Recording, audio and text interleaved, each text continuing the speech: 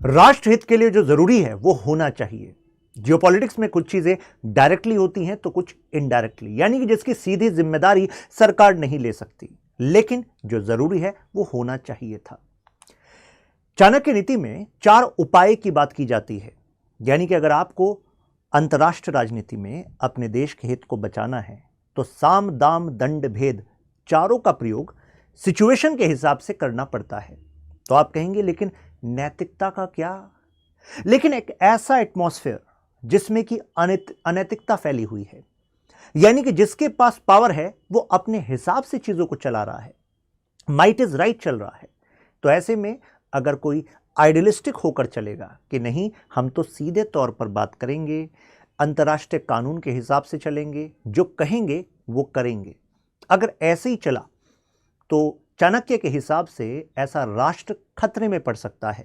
वो इस वजह से, इसका मतलब यह नहीं कि आपने कुछ गलत किया शुरुआत में, लेकिन आपने अंतर्राष्ट्रीय राजनीति को सही से नहीं समझा, यह आपकी भारी भूल थी। तो आप किसी और काम को कर सकते थे, किसी और प्रोफेशन में जा सकते थे, लेकिन देश चलाने की जिम्मेदारी आपको नहीं मिलनी चाहिए थी। क्यों? क्योंकि बिग पावर्स क्या करती हैं यह देखना जरूरी है, क्या कहती हैं यह नहीं। कहते कुछ और हैं। बड़े प्रिंसिपल्स की बात हमेशा की जाती है, क्योंकि इसी हिसाब से आप अपनी सॉफ्ट पावर डेवलप करते हैं, अपना वर्चस्व डेवलप करते हैं। लेकिन concept of dual morality is used in geopolitics. अब डुअल मोरालिटी है क्या? यानी कि हम ये नहीं कह रहे कि मोरालिटी गलत है, मोरालिटी जरूरी है। अगर नैतिकता नहीं हुई तो समाज में स्थिरता कैसे रहेगी, सोशल ऑर्डर कैसे रहेगा? कुछ सही और गलत के पैमाने इंटरनेशनल लेवल पर भी बनने चाहिए, फॉलो होने चाहिए, लेकिन there are exceptions which are utilized by big powers. अब ये बात मैकियावेली कह रहे थे, एक मिडिवल टाइम के थिंकर हैं इटली के, कि प्रिंस यानी कि अगर तुम रूलर हो तो डुअल मोरालिटी को समझो।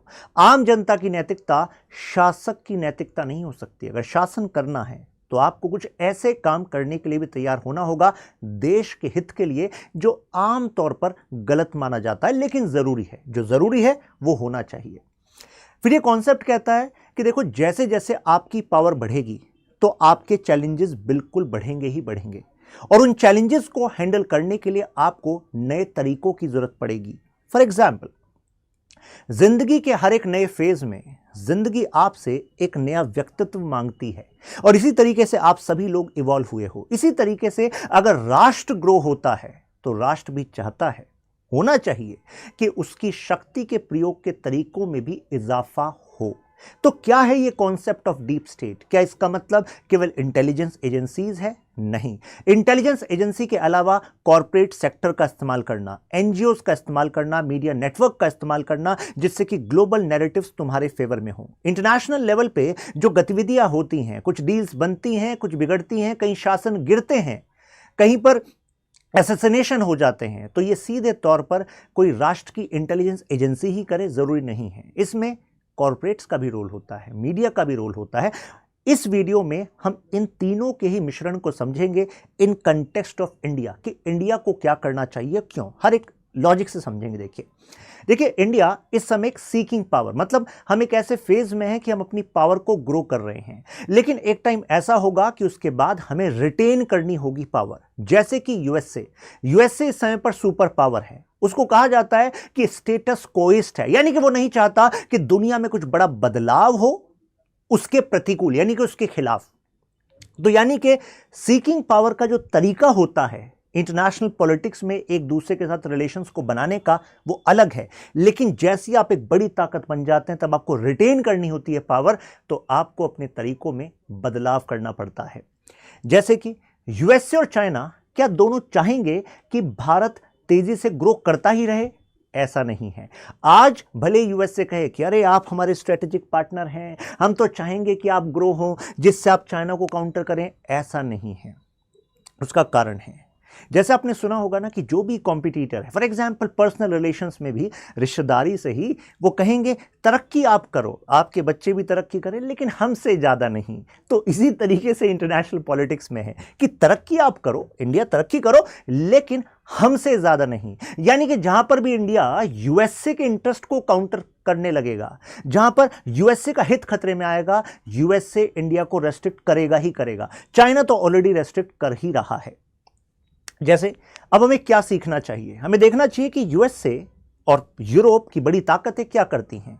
वो प्रोजेक्ट करती हैं कि there core agenda is saving democracy, saving human rights, ऐसी बातें करती हैं। लेकिन हमें देखना चाहिए कि वो कर क्या रहे हैं। अगर यूएसए ने इराक में इन्वेजन किया despite United nation security council का कोई रेजोल्यूशन इसके फेवर में नहीं था, लेकिन यूएनएससी का परमानेंट मेंबर यूएसए फिर भी इन्वेट कर गया। और उसके इन्वेजन में क्या वो अकेला खड़ा था? नहीं, वेस्टर्न यूरोप के जो उसके साथी देश हैं उन सब ने मिलकर इन्वेजन किया। और इन्वेजन क्यों किया? कहा कि सद्दाम हुसैन ना वो डिक्टेटर हैं और इराक की जनता की जो मन की बात है वो हम समझ पा रहे हैं कि उनको राइट टू सेल्फ डिटर्मिनेशन होना चाहिए। ये तो देखो यूएन चार्टर में लिखा हुआ है। तो भले यूएनएससी अभी अप्रूव नहीं कर रही, लेकिन सद्दाम हुसैन के पास वेपन ऑफ मास डिस्ट्रक्शन है, इन्वेड कर दिया। लेकिन उसके बाद जो ऑयल रिग्स हैं इराक के, उसमें मेजर ऑयल रिग्स का कॉन्ट्रैक्ट मिला किसको? यूएसए की फर्म्स को मिला। फॉर एग्जाम्पल हैलिबर्टन जो यूएस की मल्टीनेशनल कंपनी है, तो उसको कॉन्ट्रैक्ट मिले। तो यानी कि दिखाने के लिए है कि डेमोक्रेसी को सेव करने गए हैं, लेकिन हुआ क्या हम सबको पता है, वेपन ऑफ मास डिस्ट्रक्शन नहीं मिले। ऐसे ही मोहम्मद गद्दाफी लीबिया के लीडर, उन्होंने कहा कि ऑयल प्रोड्यूसिंग नेशंस हमें प्राइस खुद डिटरमाइन करना चाहिए, हमें वेस्ट के हिसाब से नहीं चलना चाहिए। उसके बाद क्या था? मोहम्मद गद्दाफी की उल्टी गिनती शुरू और मोहम्मद गद्दाफी को हटा दिया गया। फिर वहां पर भी यही कहा कि रेबल्स खिलाफ हैं जी, हम तो रेबल्स को सपोर्ट कर रहे हैं, डेमोक्रेसी लाएंगे। क्या डेमोक्रेसी आ गई? नहीं आई। तो कहने का मतलब यह है हर जगह पर ये डेमोक्रेसी नहीं लाना चाहते। इनसे पूछा गया भाई सऊदी अरब में क्यों नहीं डेमोक्रेसी लाते? वो इस वजह से क्योंकि सऊदी हमारा एलाय है। इससे क्या पता लगा कि प्रिंसिपल नहीं है, सिद्धांत नहीं है इंटरनेशनल पॉलिटिक्स के, मौका, डायनेमिक्स क्या आपके फेवर में है, ये मैटर करता है। तो यही इंडिया को भी सीखना पड़ेगा कि बिग पावर क्या कर रही है। एक और एग्जांपल देता हूं। दूसरी चीज जो सीखने वाली है इंडिया के लिए कि ये जो स्टेट्स हैं ये अपने कुछ जो डीप स्टेट एक्टर्स इनके होते हैं उनका ट्रस्ट बनाकर रखते हैं। मतलब ये लूज एंड्स नहीं छोड़ते, they keep their cards very close.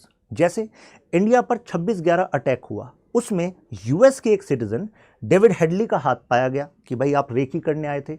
दूसरे ये तव्वुर राना, इनका भी हाथ पाया गया। लेकिन क्या इनका एक्स्ट्रेडिशन इंडिया में हुआ उस समय पर? नहीं। तो यूएस की कोर्ट ने कहा अरे हम सजा दे रहे हैं देखो डेविड हेडली को। लेकिन भाई इंडिया में अटैक हुआ, आप हमारे स्ट्रेटेजिक पार्टनर हैं, इंडिया में इन्वेस्टिगेशन चल रही है, हम पाकिस्तान पर दबाव भी बनाना चाहते हैं, हम चाहते हैं कि इंटरनेशनल कम्युनिटी के सामने सारी बातों को खोलें, कौन कैसे जिम्मेदार था, लेकिन why you have not extradited them? तो शायद ऐसा हो सकता है कि यूएस की इंटेलिजेंस एजेंसीज कुछ किस तरीके से शायद पाकिस्तान को हेल्प कर रही थी और पाकिस्तान के जो डीप स्टेट एक्टर्स हैं उन्होंने इन तंत्रों का भी इस्तेमाल कर दिया जिसका लिंक यूएसए से था और यूएसए नहीं चाहता था कि ये बातें ओपन हो। उसके बाद रिसेंटली इन्होंने कहा कि हम जो तव्वुर राना है इनको एक्स्ट्रेडाइट कर देंगे। अभी रिसेंटली ऐसी बातें आ रही हैं, लेकिन अब एक्स्ट्रेडाइट करके करें क्या? अब लेकर एक्स्ट्रेडिशन करें क्या? क्योंकि अब तो वो जो इन्वेस्टिगेशन है वो ठंडे बस्ते में चली गई है, वो मैटर अभी नीचे चला गया है। तो कहने का मतलब है उस समय पर हॉट टॉपिक था, उस समय पर प्रेशर क्रिएट हो सकता था। तो यानी कि build trust, no loose ends. तो अगर शेख हसीना जी की बात करें, शेख हसीना जी के होते हुए इंडिया को फायदा हुआ। यानी कि अगर बांग्लादेश की सरजमी पर जो रेडिकल एलिमेंट्स वहां पर अपना बेस बनाकर भारत पर अटैक करते थे, तो बांग्लादेश की फोर्सेस ने इंडियन फोर्सेस के साथ मिलकर उनका वहां पे सफाया करा। आईएसआई के जो इनकी जमाते पार्टी है उसके साथ जो कनेक्शंस थे उन रिंग्स को ब्रेक करने की कोशिश करी, नॉर्थ ईस्ट को ज़्यादा सिक्योर करने की कोशिश करी। तो अगर शेख हसीना ने खुलकर इंडिया को सपोर्ट किया है, इंडिया की सिक्योरिटी एपरेटस के साथ मिलकर काम किया है, तो भाई हमें अगर शेख हसीना की मांग की जा रही है कि एक्स्ट्राडाइट कर दो बांग्लादेश में, तो क्या हमें एक्स्ट्राडाइट करना चाहिए? नहीं, क्योंकि अगर हम एक्स्ट्राडाइट नहीं करेंगे, क्योंकि समय बदलता है, आज मुश्किलें हैं हमारे नेबर के साथ, हमारे पार्टनर के साथ, तो आज हमें खड़ा होना चाहिए। We should project strength not weakness, क्योंकि आज हम स्ट्रेंथ प्रोजेक्ट करेंगे तो आगे जाकर ऐसे जो और पिलर्स वर्ल्ड पॉलिटिक्स में इंडिया के फेवर में काम कर रहे होंगे वो भी सेफ फील करेंगे कि ठीक है, अगर चीजें कुछ बिगड़ी तो India is going to back us. That is the kind of trust which is needed when deep state works. अब हमें प्रोजेक्ट करनी पड़ेगी strength via business as well. Example देता हूं, जब 2008 का फाइनेंशियल क्राइसिस आ रहा था उससे ठीक पहले यूएस सेक्रेटरी, जो यूएस ट्रेजरी के सेक्रेटरी थे, वो मिलते हैं यूएस के कुछ म्यूचुअल फंड इन्वेस्टर से, बिग बैंकर्स से, और कहते हैं कि देखो हमें ना सपोर्ट करना पड़ेगा एक्चुअली कुछ दो इंस्टीट्यूशंस को। जैसे मैं फोटो दिखाता हूँ, ये रहा, फेडी मैक एंड फ्रेनी मै, तो इनको हम बचाएंगे। पूछा भाई क्यों बचाओगे? वो इस वजह से क्योंकि कोई भी देश की जो सरकार है वो अपने इंटरनेशनल ऑपरेशंस या अपना जो पावर प्रोजेक्शन है वो केवल गवर्नमेंट एजेंसी नहीं करती, गवर्नमेंट डिपार्टमेंट नहीं करता। जैसे कि यूएसए ने अपने आप को प्रोजेक्ट किया है एज ग्लोबल पावर, आपको नहीं लगता उसमें प्राइवेट सेक्टर का एक बहुत बड़ा हाथ है? आज अमेजन, माइक्रोसॉफ्ट, गूगल, ये मेटा, ये सारी कंपनी कहाँ की हैं? यूएसए की हैं। आज कितनी सारे इंडिया के corporate sector are dependent on the Microsoft network. So much information of ours is available with Google. तो कहने का मतलब है कि रेदर देन थिंकिंग कि भाई प्राइवेट सेक्टर बिल्कुल अलग है, इसका इंडिया गवर्नमेंट या इंडिया के स्ट्रेटेजिक इंटरेस्ट से कोई लेना देना नहीं है, ऐसा नहीं है।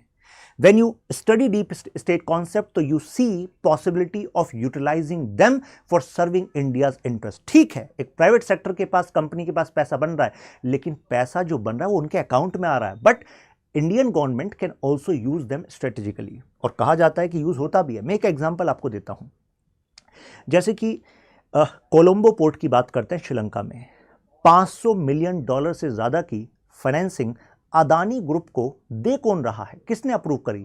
यूएस की एक गवर्नमेंट एजेंसी ने। और यूएस और इंडिया दोनों श्रीलंका में किसके इन्वेस्टमेंट इंफ्रास्ट्रक्चर प्रोजेक्ट्स को काउंटर करना चाहते हैं? चाइना के। तो जो काम भारत सरकार की कंपनी डायरेक्टली नहीं कर सकती, कुछ काम ऐसे भी होते हैं जहां पर हमें ग्रे एरिया भी रखना पड़ता है, कुछ ऐसे ऑपरेशंस होते हैं तो वहां पर प्राइवेट सेक्टर का यूज हो सकता है कि नहीं हो सकता है? आपको नहीं लगता कि शायद हो ही रहा हो, तभी $500 मिलियन की फाइनेंसिंग यूएस की गवर्नमेंट एजेंसी अदानी ग्रुप को कर रही है इन दैट प्रोजेक्ट, जो west container deep sea port project है कोलंबो श्रीलंका में? बिल्कुल हो सकता है। तो these are the kind of links that we need to explore. तो मैंने क्या कहा, कॉर्पोरेट सेक्टर भी है लेयर इसमें, एनजीओ भी है, मीडिया भी है और इंटेलिजेंस एजेंसी भी है। जब मैं लास्ट में आऊंगा इस वीडियो के, तब मैं आपको रॉ के बारे में बताऊंगा, रॉ की चैलेंजेस क्या हैं और क्या लेसन हमें लेने चाहिए इजराइल से या फिर MI6 ब्रिटेन से। ये देखिए, तो यूएसए ने बैकिंग करा कंपनी को, तो ऐसे में लॉन्ग टर्म इंटरेस्ट हमारा भी हो सकता है कि हम कुछ अपने प्लेयर्स को ग्लोबल प्लेयर्स बनाएं, क्योंकि ग्लोबल प्लेयर्स बनेंगे, अगर वहां पर कमाई होगी तो कमाई का एक बड़ा पार्ट इंडिया की तरफ मोबिलाइज होगा, तो टैक्स अगर हमें मिलेगा तो जाहिर सी बात है भारत सरकार की जो डेवलपमेंटल कैपेसिटी है वो भी इंक्रीज होगी। Now why India need to leverage this power? कारण यूएसए तो चाहेगा कि भाई इंडिया वीक रहे। क्यों? अगर इंडिया वीक रहेगा तो यूएसए पर डिपेंडेंट रहेगा, और अगर इंडिया वीक होगा तो चाइना के लिए फायदा कि अच्छा सही है, हमारा जो एनिमी है वो कमजोर होगा। तो हमें हर एक फ्रंट पर अपने आप को मजबूत करना होगा। ये देखिए, यूएसए ऑलरेडी इस लेसन सीख चुका है। जब उसने चाइना के राइज में हेल्प किया, उस समय पर भी मतलब 1980 से हेल्प करना स्टार्ट कर दिया था, सन 2001 की बात है। उस समय पर मर्शाइमर नामक जो स्कॉलर हैं यूएसए के, रिलीज स्कॉलर, उन्होंने कहा कि यूएसए के फॉरेन पॉलिसी मेकर्स, यूएसए के इकोनॉमिक पॉलिसी मेकर्स एक बहुत बड़ी भूल कर रहे हैं, ये अपना सबसे बड़ा राइवल रशिया को मान रहे हैं। अरे यूएसएसआर का डिसइंटीग्रेशन हो चुका है 1991 में, उसके बाद आपका सबसे बड़ा जो राइवल है वो चाइना है। चाइना आपको मात देगा, चाइना आपका बिगेस्ट थ्रेट बनेगा। उस टाइम पर कहा जा रहा था नहीं नहीं देखो चाइना ना पीसफुल राइज कर रहा है। हो गया पीसफुल राइज।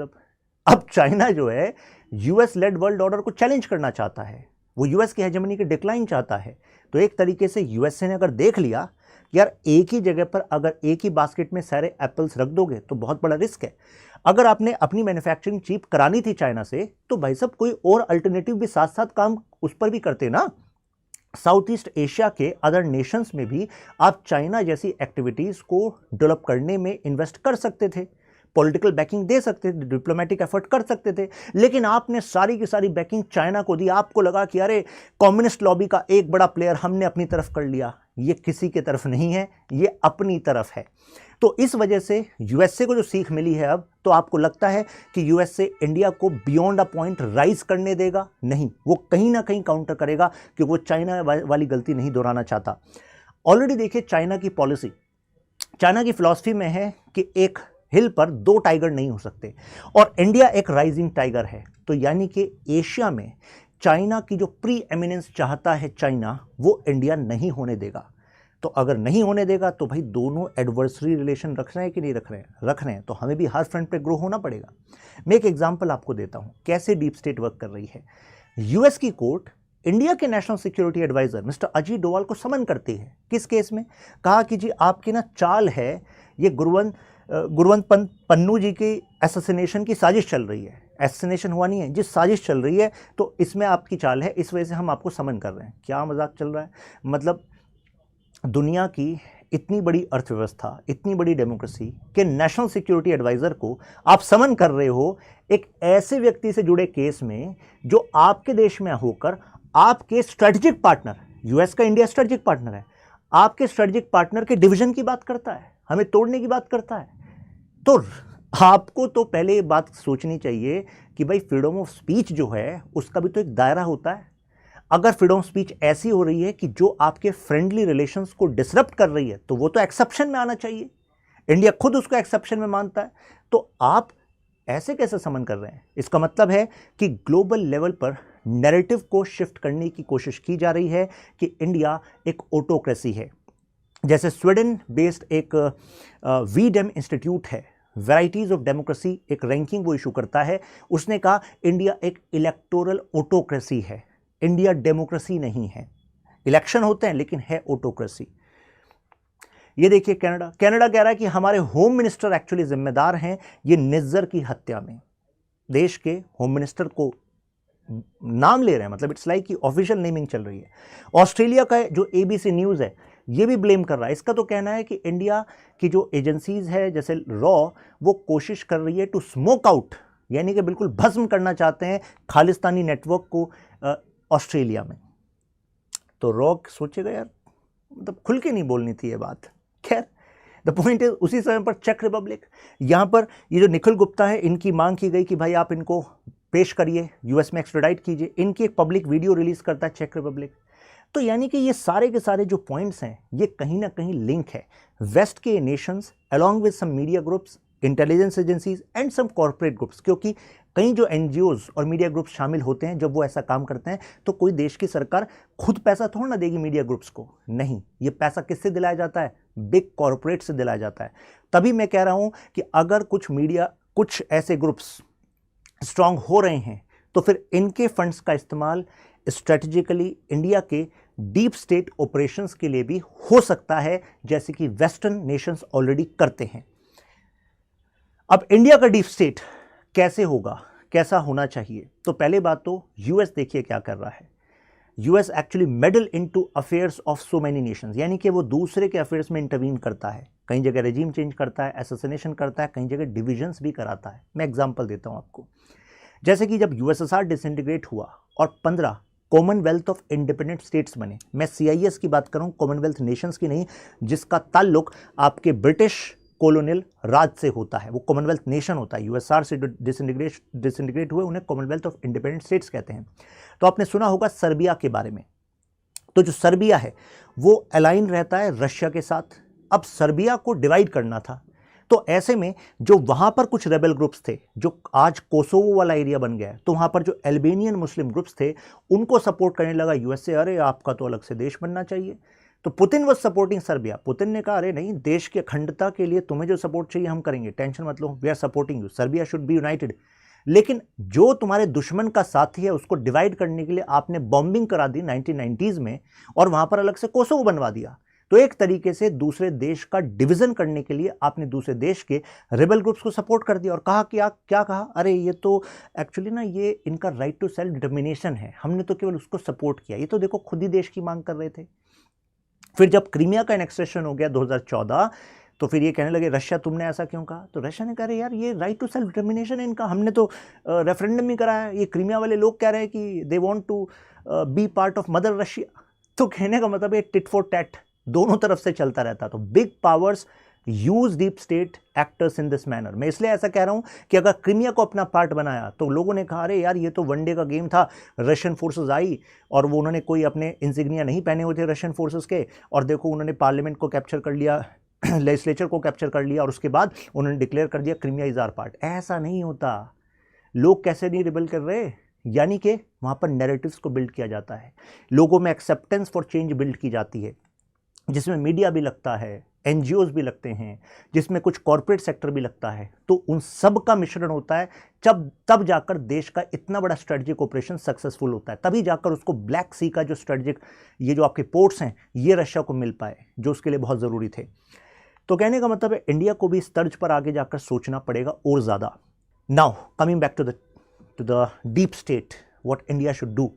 तो इंडिया को एक स्मॉल टीम रखनी पड़ेगी, यानी कि हम कई सारे कॉरपोरेट्स पे भरोसा नहीं होता, हमें कुछ ऐसे कॉरपोरेट्स को देखना होता है जिनमें पोटेंशियल हो, जिनके पास इतना बड़ा नेटवर्थ हो, जिनके पास विजन हो बियॉन्ड इंडिया प्ले करने का। तो जिसमें टाटाज हो सकते हैं, जिसमें अदानी भी हो सकते हैं, अंबानी भी हो सकते हैं, तो उस पर हमें फोकस करना पड़ेगा। जैसे मैंने आपको एग्जांपल के तौर पर दिया था कि अगर हमने देखा कि यूएसए चाह रहा है कि अरे इंडिया तुम्हें काउंटर करना चाहिए चाइना को श्रीलंका में, तो ठीक है, हमें पोर्ट्स को डेवलप करना पड़ेगा। अगर श्रीलंका को चाहिए इन्वेस्टमेंट तो केवल सरकारी कंपनी थोड़ा ना करेंगी, हमें प्राइवेट सेक्टर भी चाहिए, फ्लेक्सिबिलिटी भी चाहिए। तो ठीक है, तो प्राइवेट सेक्टर में वी शुड हैव प्लेयर्स जिसको हमारे जो सपोर्टर हैं वो बैक भी कर सकें। तो ऐसे में ये एक एग्जाम्पल हो सकता है। प्लस अब मैं बताता हूँ आपको बात हमारे डायस्पोरा की। डायस्पोरा का मतलब है भारतीय मूल के लोग जो देश से बाहर हैं। आप सोचो, जिनकी रूट्स भारतीय हैं और वो दूसरे देशों में इंपॉर्टेंट पोजीशंस पर अगर पहुंच गए हैं, गवर्नर बन गए हैं, मान लीजिए एफबीआई चीफ मान लीजिए कोई बन रहा है, मतलब एग्जांपल है, हालांकि पास्ट जो है वो अलग है, बट द पॉइंट इज कि अगर लिंकेज इस तरीके की एसोसिएट की जाए, उनको अपने साथ लाया जाए due to by some efforts, तो जाहिर सी बात है they can be strategic assets for India. और क्या हम ऐसा पहली बार सोच रहे हैं? नहीं, सरकार ऑलरेडी ऐसा करती है। इवन यूपीएससी भी जीएस पेपर 2 में डायस्पोरा से एक क्वेश्चन बना देती है। डायस्पोरा यानी कि भारतीय मूल के लोग जो देश से बाहर हैं। तो बिग कॉरपोरेट्स में भी हैं लोग, अब खुद की कंपनियां भी हैं, टॉप पोजीशंस पर भी हैं कंपनियों के, मीडिया में भी हैं, आपके पॉलिटिक्स में भी है, एडमिनिस्ट्रेशन में भी है। तो वो सब हमारे स्ट्रेटेजिक एसेट है। मैं एक एग्जांपल आपको देता हूं, जैसे India US nuclear deal. India US के जो रिलेशंस हैं वो आज जैसे हमेशा वैसे नहीं थे। जैसे मैं इंडिया यूएस रिलेशन जब डिटेल में पढ़ाता हूं तो उस टाइम पर आपको बताता हूं कैसे गैप थे इंडिया यूएस के रिलेशन में। मिसट्रस्ट था कोल्ड वॉर एरा में, उसके बाद भी मिसट्रस्ट था, लेकिन इसके बाद ये जो 123 एग्रीमेंट था, सिविल न्यूक्लियर एग्रीमेंट था, जहां पर यूएसए ने कहा इंडिया ने भले ही नॉन प्रोलिफरेशन ट्रीटी साइन नहीं करी, यानी कि इंडिया ने भले ही वो ट्रीटी साइन नहीं करी जो क्लियरली कहती है कि हम न्यूक्लियर बॉम्ब नहीं बनाएंगे, तो इंडिया न्यूक्लियर बॉम्ब रखता है, बना सकता है, लेकिन फिर भी हम उसको वो फैसिलिटीज देंगे उन लोगों की तरह जिन्होंने साइन करी है। तो एक तरीके से सब बराबर हो गया। चाइना ने कहा ऐसा क्यों कर रहे हो, ये तो गलत है। एक ही लेवल पर सबको हमें आंकना चाहिए। अगर इंडिया साइन करता, न्यूक्लियर वेपन ना बनाता, तब जाकर इनको न्यूक्लियर टेक्नोलॉजी प्रोवाइड करते, न्यूक्लियर फ्यूल को एक्सेस देते। ये तो आप गलत कर रहे हो। यूएसए ने कहा हमें कहानी मत सुनाओ, हमें पता है कि India is a responsible player, हमें पता है कि इंडिया न्यूक्लियर वेपन का इस्तेमाल नहीं कर रहा है वाया एग्रेशन। इंडिया इसको अपनी सिक्योरिटी के लिए रखता है क्योंकि बराबर में एडवर्स रिलेशन है विद यू, यानी कि चाइना एंड पाकिस्तान। तो ऐसे में वो ट्रस्ट था जिसके बेसिस पे सिविल न्यूक्लियर डील हुई। लेकिन ये आपने मीडिया में पढ़ा, लेकिन इसके पीछे भी है। जैसे अगर आप थोड़ा गूगल करेंगे कि which diaspora actors actually played role in bringing India US together, तो you will read about Sant Singh Chatwal. ये एक यूएस के सिटीजन है, फेमस होटेलियर है वहाँ के, लेकिन यहाँ इनका क्लोज रिलेशन इंडिया के साथ है। इवन इन्हें इंडिया ने सिविलियन अवार्ड्स भी दिए, जो टॉप सिविलियन अवार्ड्स हैं हमारे, पद्म अवार्ड्स, वो भी दिया। क्यों दिया? क्योंकि you have to play that role ना, since you have Indian roots, you have to make India stronger. तो we need that kind of strong player to work on side of India. Along with that हमें चाहिए कुछ लोग जो वहाँ पर NGOs बनाए, इंडिया में भी टॉप एनजीओज बनाए, जैसे कि एमनेस्टी इंटरनेशनल, ट्रांसपेरेंसी इंटरनेशनल, आपकी ग्रीन पीस फाउंडेशन। ये दुनिया की फेमस एनजीओज बन गई हैं, लेकिन इनका लिंक कहाँ है? इनका लिंक वेस्ट में है। ये एक रैंकिंग बनाती हैं, उसमें कहते हैं इंडिया आप तो पुअर कर रहे हो इस काम में, ट्रांसपेरेंसी वीक हो रही है आपकी। तो इनकी इतनी बैकिंग है, इतना सपोर्ट है कि इन्वेस्टमेंट पे इंपैक्ट पड़ जाता है, उससे ग्लोबल इन्वेस्टमेंट पे इंपैक्ट पड़ जाता है। इन एनजीओज की रिपोर्ट से इतना यू कैन से क्लाउड इन्होंने बना लिया है। तो why India is not having such NGOs, why India is not having such translational actors? तो India should also support making these kind of actors. और इनको पैसा कहाँ से आएगा? पैसा आएगा बिग कॉर्पोरेट से। तो इसी वजह से हमें इन बिग कॉर्पोरेट्स के पैसे को चैनलाइज करना चाहिए एनजीओज में, मीडिया में, जिससे कि इंडिया की स्टोरी को प्रोजेक्ट कर सकें दुनिया में, इंडिया की साइड को प्रोजेक्ट कर सकें। अब मैं रॉ की बात करता हूं। कहा जाता है कि अभी देखो रॉ पर काफी कुछ नेगेटिव नैरेटिव्स चल रहे हैं, जैसे कि कनाडा, यूएसए सेइंग कि रॉ इलीगल ऑपरेशंस कर रहा है, ट्रांसग्रेशन कर रहा है हमारे देश में, हमारे सिटीजन जैसे निज्जर का एसेसिनेशन कर दिया, पन्नू के पीछे अभी वो एसेसिनेशन करा सकता है, ये सब बातें चल रही हैं, कई तरह की स्टोरी। लेकिन अगर रॉ को अदर जगह पर भी अपने ऑपरेशन करने हैं तो रॉ को इन देशों की एजेंसीज का सपोर्ट भी चाहिए, और सपोर्ट बनाए रखने के लिए हमें नैरेटिव्स भी अपने सपोर्ट में चाहिए।